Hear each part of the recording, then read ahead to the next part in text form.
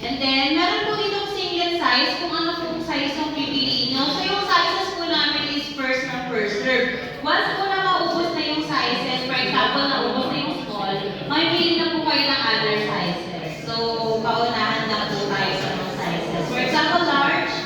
And then, meron naman po kaming guide sa gilid kung ano pong size yung para po sa inyo. Then, need din po yung emergency contact details. Save and continue. And then, meron po kami agreements and yung guidelines. I-click nyo lang po, pwede po basahin yung registration requirements namin. And then, we have waiver po para sa mga minor attendees natin, minor runners natin. So, kailangan po dala nila yung waiver upon the event po. So, i-click nyo na po kung saan.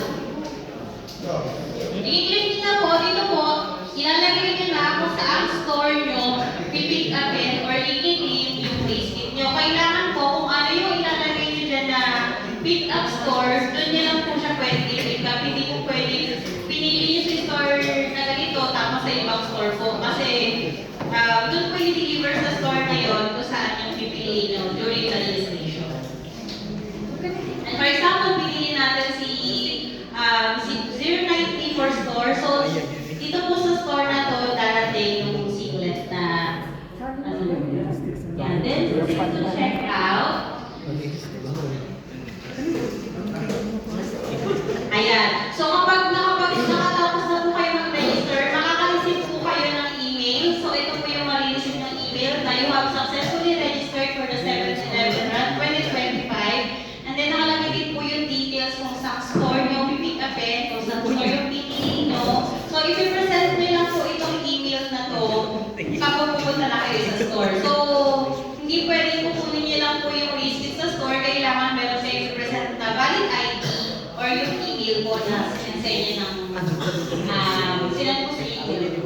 And then to track order, i-click nyo lang po yung track order para makita nyo po yung status ng bracelet nyo kung nasa store na po ba siya or in transit pa lang siya. So, dito nyo po makikita yung status. So, kung in transit, ayun, for delivery, in transit, so, mag-message naman po kami sa inyo na for claiming or for pick-up na po yung inyong receipt. So, that's the process po ng registration natin. So, sana po nasundan natin kung paano po yung process ng ating registration. So, yung kanina po is diniscuss ko is para po sa promo registration. So, we have another option po which is yung paid registration. So, for the payment to the registration, i-visit naman po ng customer or runners natin yung website namin. Then, mamili pa rin sila ng venue, Manila, Cebu, or Davao. And then, kung anong category yung gusto nilang salihan from 711 meter to 42 kilometer.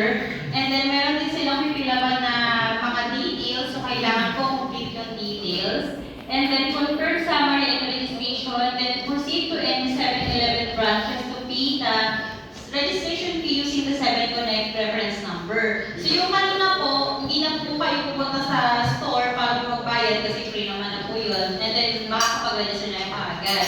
And then, for the paid registration naman, kapag kapila po nila sa may website namin, meron po silang i-present sa store namin para po nila mabayaran. So, for the paid registration, meron lang pong 48 hours na kailangan mabayaran ng customer yung kanilang registration. So, kapag hindi niya nabayaran within 48 hours, cancel na po yung registration niya. So, meron lang po kaming time limit para po sa payment ng registration. So, for the category sponsors and registration fee, ito po yung amount and then na kilometer kung magkano po yung registration fee. So, yung category brand sponsor natin for Slurpee, 711 meters. So, free po yung mga kids natin with the age of 7 to 11 years old. So, kailangan lang po kung i-register po natin yung kid natin, kailangan po meron siyang kasamang adult na naka-register din. So, Kailangan din po magdala ng valid ID or birth certificate during the event para po i-present kung ma-check po kung 7 to 11 years old po yung kid na kasama natin. Then yung training din po ng risk kit is doon na rin po sa venue for kid lang po. Pero yung sa mga adult, sa mga regular po, sa store po yun. Then for Corneto, 3 kilometers, 600 pesos. The C Plus and Black Mamba, so this is for Manila and Cebu only. The 3 kilometer body for 1,000 pesos with 500 pesos each. Pocari, 5 kilometers, 700 pesos. Fruitizing for 5 kilometer body, 1,200 pesos for 600 pesos each. And then for the Mogo Mogo 7 kilometer, this is for Manila only. Yung 7 kilometers, so hindi po siya lalabas sa option for Cebu. And then the registration fee is 750. For the Nature Spring, 10 kilometer, 800 pesos.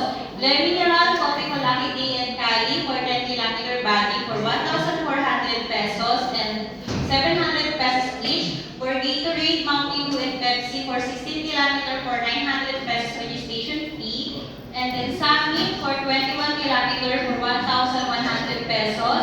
C2 Refresh and Vitasoy for 32 kilometer for 1,300 pesos. And last, Coca-Cola Wilkins Minute Maid Nutri-Plus for 42 kilometer for 1,600 pesos. So ito na po yung registration fees natin para po sa mga paid registration runners and customers natin.